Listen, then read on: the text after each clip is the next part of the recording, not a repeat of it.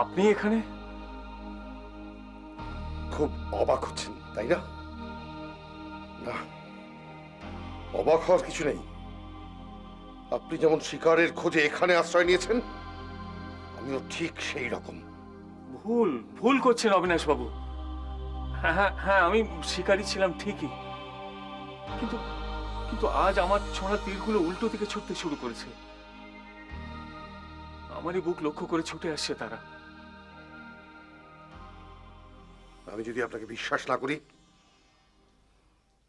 না করলে আমি নিরুপায়। ধরে নেব আপনার হাতে আমার মৃত্যু, এটাই ভবিতব্য। দেখুন, আমার কাছে বন্দুক পিস্তল কিছুই নেই আজ। আপনি ইচ্ছে করলে আমাকে শেষ করে দিতে পারেন, কিন্তু তার আগে আমার কিছু কথা বলার ছিল। সেই সুযোগটুকু যদি আপনি আমাকে দেন। কেউটে সাপকে কেউ কি বিশ্বাস করে হারাধন দারোগা? আমি তো হাজার চেষ্টা করেও সেই দিনগুলোর কথা ভুলতে পারি না।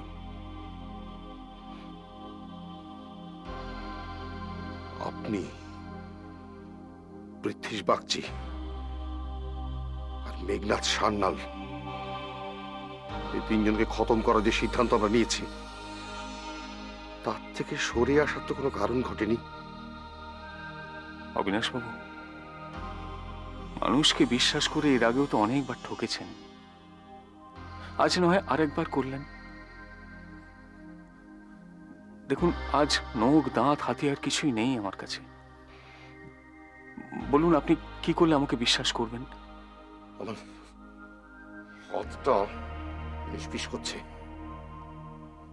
আপনার মতো একটা শয়তানকে আমি আমার হাতের নাগালের মধ্যে পাবো স্বপ্নেও ভাবিনি। আর আপনি কথার মায়া দিয়ে আমাকে ভোলাতে চাইছেন? তা আবার নয় দারোগা সাহেব। যদি বলি আমি আপনাদের সহযোগী হতে চাই, সহযোদ্ধা। বিপদে পড়ে এখন ভালো মানুষ শাস্তি চাইছেন তাই না? আপনি লড়বেন ব্রিটিশ সরকারের বিরুদ্ধে? কথাটা একটু বেশি হয়ে যাচ্ছে না? অবিনাশবাবু,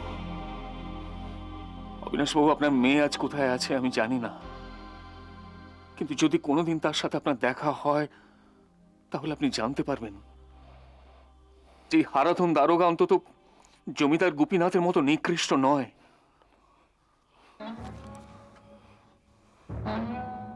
আমার মেয়ে কি হয়েছে তার? সেই যেদিন রাস পূর্ণিমার দিন আপনি কুসুমপুরে গিয়েছিলেন, সেদিন জমিদার বাড়ি থেকে আপনার মেয়েকে আমি উদ্ধার করে মুন্ডেশ্বরী ঘাটে পৌঁছে দিয়েছিলাম। তারপর কি হয়েছে আমি জানি না। মিথ্যে কথা। এসব গল্প দিয়ে আমার মন ভোলানো যাবে না দারোগা সাহেব। রিভলভারের গুলি অনেক মূল্যবান অবিনাশবাবু, বিশেষ করে আপনাদের কাছে তো বটেই। মিছিমিছি সেটা নষ্ট করবেন না। আপনি যাদের মারতে কুসুমপুরে গিয়েছিলেন তারা কিন্তু বহাল তবিয়তে বেঁচে আছে।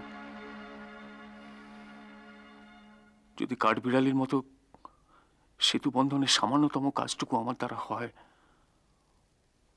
তাহলে সেটুকু করেই আমি আমার প্রায়শ্চিত্ত সম্পন্ন করতে চাই। সেই সুযোগটুকু কি আপনি আমায় দেবেন?